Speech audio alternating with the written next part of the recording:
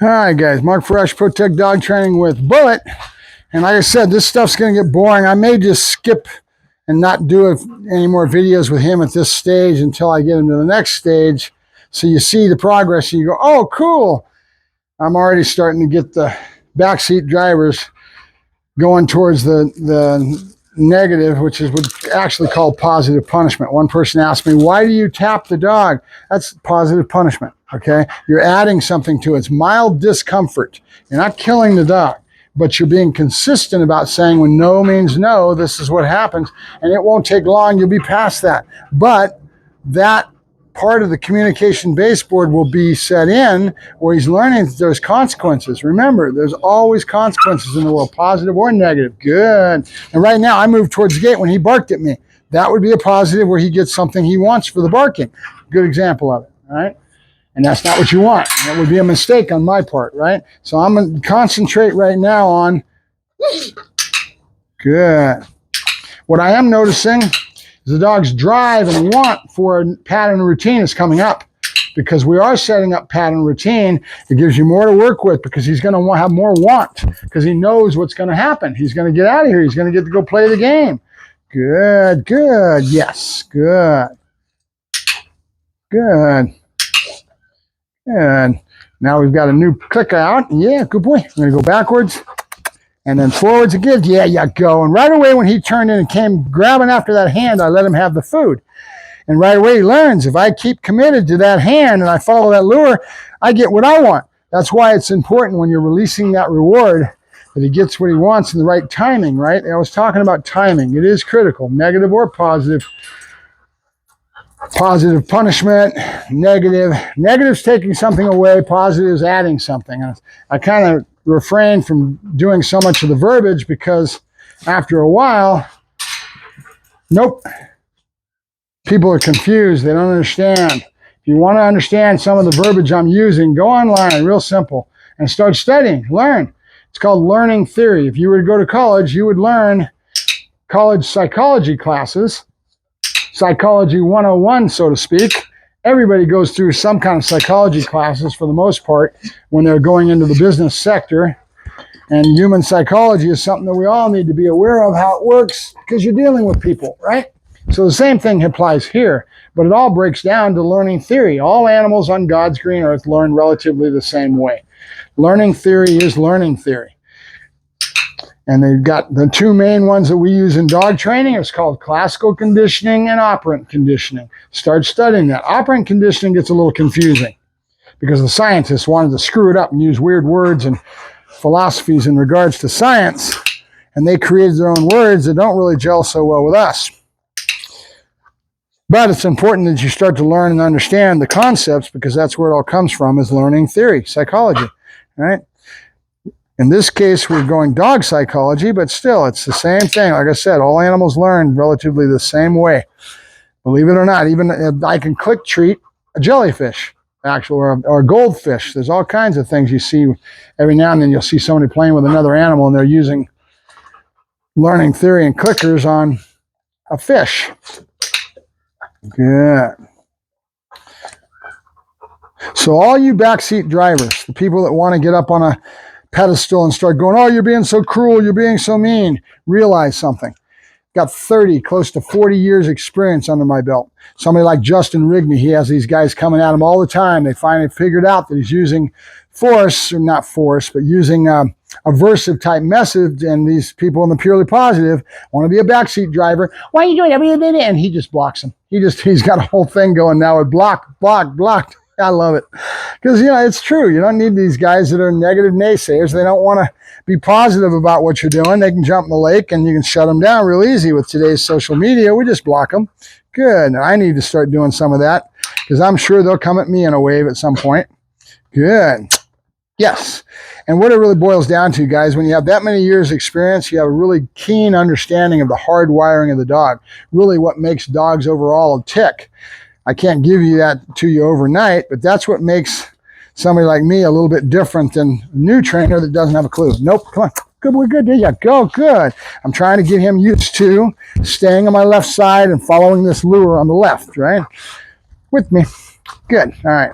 So And then another person said, hey, maybe he wants to go to the bathroom. That's why he's being so squirrely and all over the place. They were correct. It's probably very true. But here's the thing. Dogs will comply to whatever, and if I let him get out right away and that behavior is what sets in, I don't get the behavior I want. I'm using this controlled Skinner box, the kennel, to set up, to start of his understanding, learning to learn. Once they start learning to learn, you watch how fast they go, but it starts with no, good, and yes. And this is where it all starts. And now his want, his drive are going to come up because he knows the answers. He knows he's going to get his food. He knows if he follows this hand that that's where the food is at, right? Good. And then he knows that if he breaks his down, then I'm going to come over and say no, and I'm going to start pinching and prodding his body. There's your basically, it's called positive punishment. If you really want to get down to science of how you say it, because you're adding something. You're adding an aversive. It's a mild aversive. You're just being irritating. You're bugging him, right? And that is your negative, or actually positive punishment, right? So we're going to go back to this, and you're going to see it again. So their question was, in a backseat driver way, why do you do that? In other words, they're thinking negative connotations towards what I'm doing. And that's fine. It's because they don't understand totally. You got to teach the dog in a lot of different ways, and it's not just cookies and everything else. He has to learn that there's consequences, positive or negative, in the world, right? And once he figures that out, he's going to go towards wanting to avoid these negative corrections, these pop, pop, pop, he's going to down, and he's good. He's going to learn the rules, right? And after a while, down. If you see some of my dogs, down. You will see like Joker or Buddy, whatever. They'll sit there for a half hour, 45 minutes. How did I get that? A lot of work. And I started with something like this, down, where they had no clue. Now this dog is a dog that came to me at what, almost a year old? So he's got a lot of set behaviors. His mental attitude has already been set in a lot of different ways. There's where the protest behavior comes in. Nope. Good. Nope. No. No. I'm going to beat you. I'm going to beat you. Good boy. Good. All right. So, good boy. I am working through this mental process of his and how he reacts to the world in regards to having mild discomfort put on him. No. Good. And some of this right now, he's doing it to get the reward. Good. Good. They do it on purpose and break because they know the next thing's coming. You're going to come in and give them what they want, even though they have to put up with his mild discomfort. Depends on the dog. Every dog is different. Good. Okay, so we're still working on our same pattern here, guys, which is nope, nope. Good. And right away when I said no, he wanted to go down because now he's starting to learn that no is accompanied with discomfort. Good. No means you're not doing the right thing and you need to readjust. So those where that minor irritation comes in. Tap, tap, tap, pinch, pinch. It's a minor irritation. It's a positive punishment. Very mild positive punishment. But it's a way of conveying to him, nope, that he's done the wrong thing. Or I could just take a cookie for the rest of his life and give him a cookie, and he wouldn't learn to avoid that correction. Do the wrong thing, this is what happens. Do the wrong thing, this is what happens. Consistency, patterns. Good. Doesn't mean I need to yank him and totally be, overboard, because he doesn't know. So I picked a minor correction that works, that he can start, nope. Good. That's my boy. Good. That's our boy. And after a while, he's going to learn there's a consequence involved with his breaking. Good. The main thing is consistency. Good. Good. I'll tell you what. You take a purely positive trainer and you give them the dog and see if they can get the same results that I can in a 30-day period. All right, 30-day period, I'll give them the same type of dog, same litter, same everything, and you give one to me, give one to purely positive, and you see if they've got the same results that I do in that 30-day period of time. Because I add in some normal equations of life. This isn't something that's foreign to an animal. We all deal with that. In other words, let's say I'm a dog and I'm out in the wilderness and I'm ranging around and I see a porcupine. And I run in, nope. And I run in, nope, down. Good, good. Into that porcupine, I get a quill full of friggin' quills in my nose. I run away. How long do you think it's going to take me? No. Good. To learn to stay the hell away from a porcupine. Doesn't take 10 seconds. All right. So as long as I'm consistent and I keep up with this, pretty soon he understands. When I say no, there's a consequence. No. Down. Good. Notice my voice tone change. It doesn't always the same, but it has to be the same rules. He's testing. He's seeing what he can get away with. He wants to get off this table. Good. So I'll let him. Good boy. Bullet. Good. Bullet. Yep. Good boy. Good. There you go. There's all kinds of things you can teach with positive reinforcement and only food and things. This is how we get most of our behaviors is with the food. Notice it. Good. There you go. So, nope, place. Yes, good boy, good.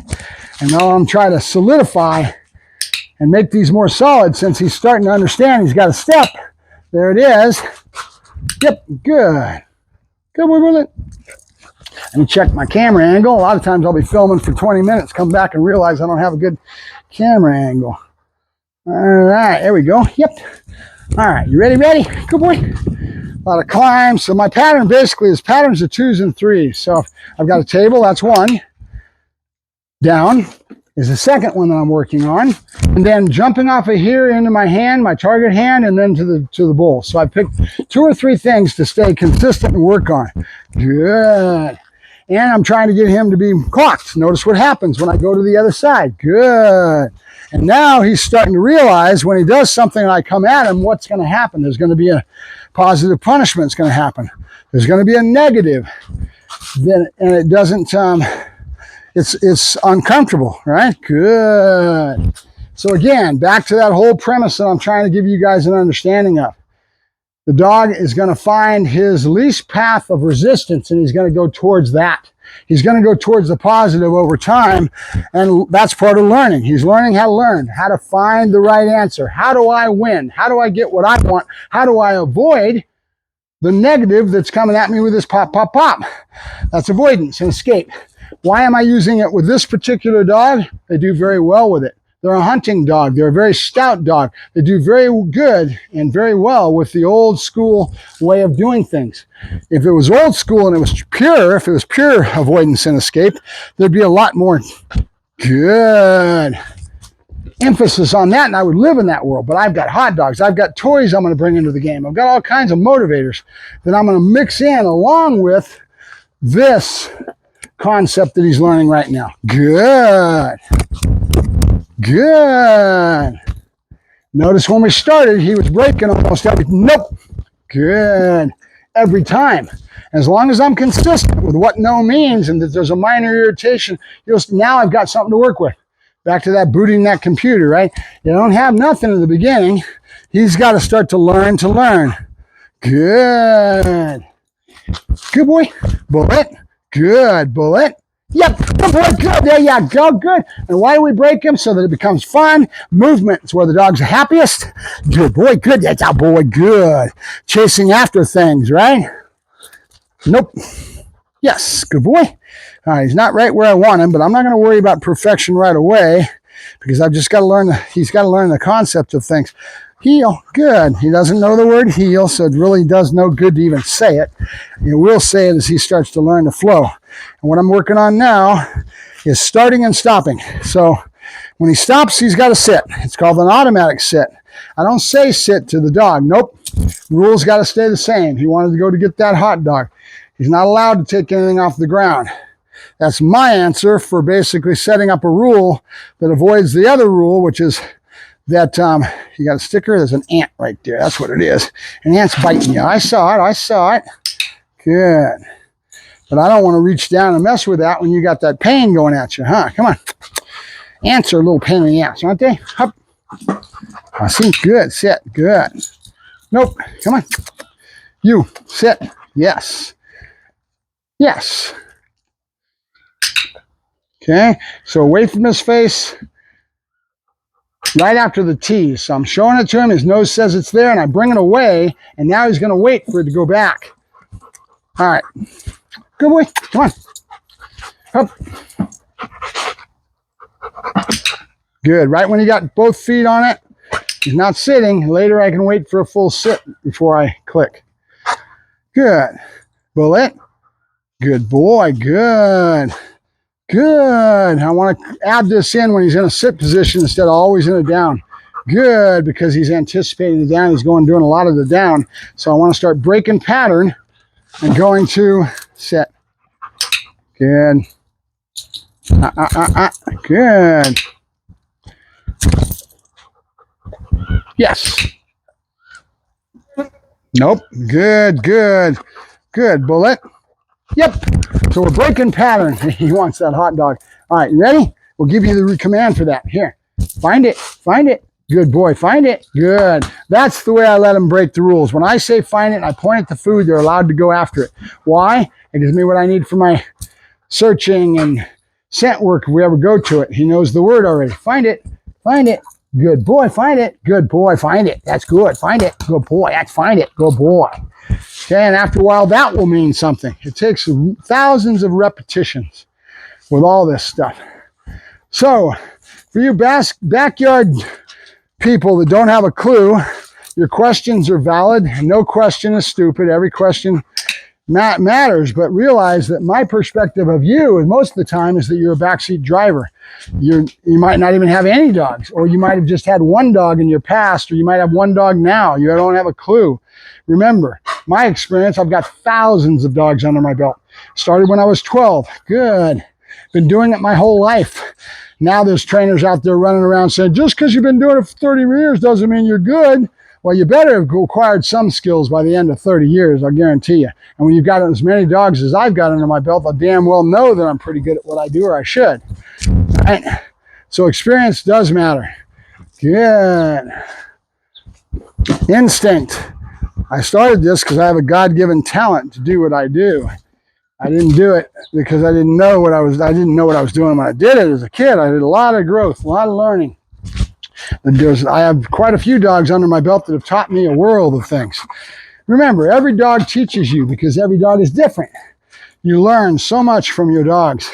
I have a trainer that's in the Valley, Fresno area, and he just lost an old dog he's been using for a lot of bite work and a lot of decoy development. And that was a hell of a loss for him because that dog's been a big part of his whole life in regards to teaching these kids how to decoy and having a dog that's a good enough dog to be able to send them on these kids so that the kids learn to do their bite work.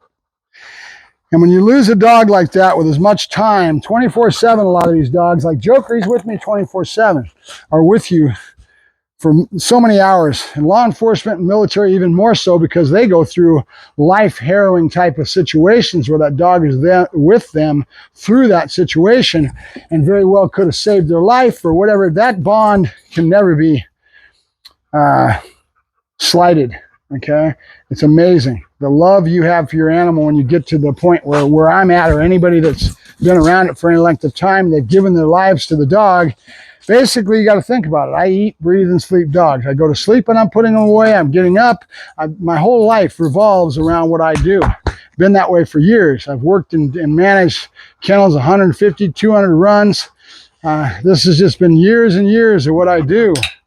I would hope that I'd have some skills by then. So for you backseat drivers, realize that I can answer the questions and try to get you to understand. But if you have already a perceived concept in your mind, or you think something's bad, and you're purely, let's say you're over on that other camp, or the purely positive camp, you're not going to open your mind to listen and learn. What you are going to do is to go out and do what most of them do, which is your life revolves around demonizing something else and saying how bad that is, and this whole ego was involved with that. And that's what your whole thing is all about, going out and demonizing the other side. You will very seldom see us go after you in that way, right? Kind of like the Republicans and the Democrats. So it is what it is. Down. Good. That's a boy. Good. That's a boy. I didn't have any more food, so I went to the praise instead. Good boy. Now, if you notice something, I've got my head hanging down by his head. There's a golden rule with anybody that's brand new. Never put your face in this dog's face. But with as many years, down, as I've been doing it, I've got my little cheat codes.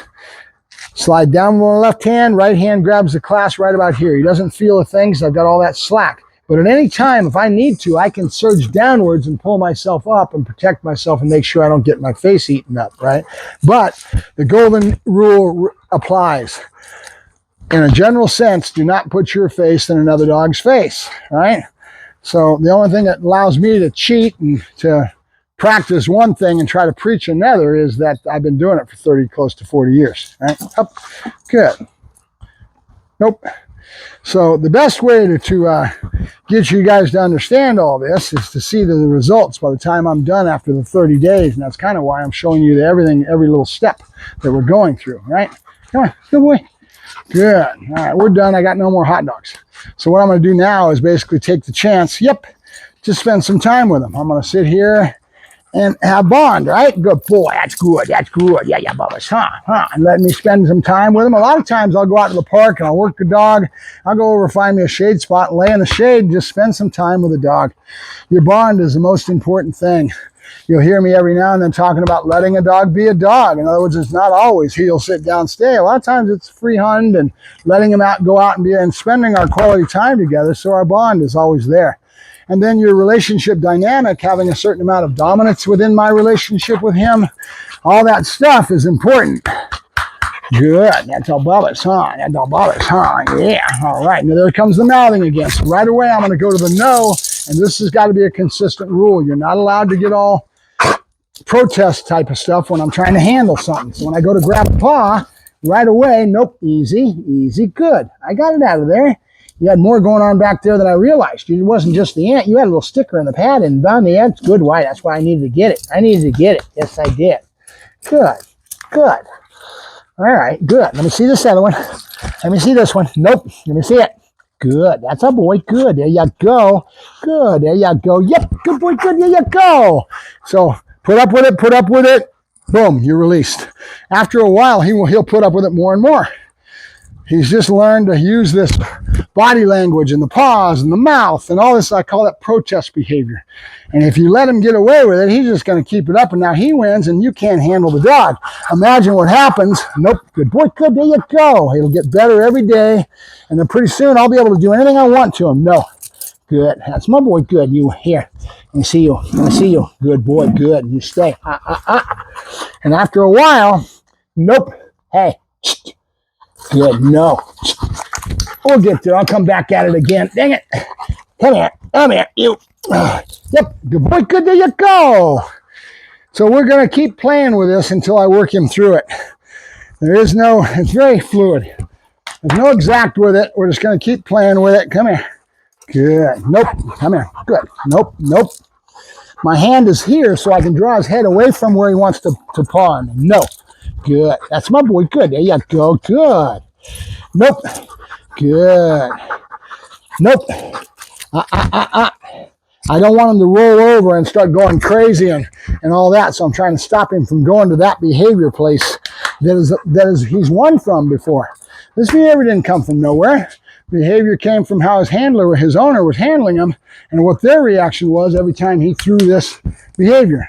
And he learned real quick that if I do this, they can't control me and I get away with murder and I win, right? So I can't do it overnight. It's a slow building process. And teaching him to let me handle his body. You're all right. Come here. Let me see it. No, let me see it. Good boy. I see you. I see you. Come here. Sit. Yeah. Good boy. That's good. There you go. Look at you. That was good. That was good. I know, Bubba's, huh? Good boy. Good. There you go. Good boy. That's a boy. That's a Bubba's. And I'll leave him right there at that. We'll leave on that positive and where his head's at. Yep. You go, Kennel. Good boy. And we're ending. Yeah, good boy. And there's that pattern of going in the kennel, getting put away. Patterns, routine, repetition, again and again, thousands of times. All right, Mark Ferrasci, Protect Dog Training.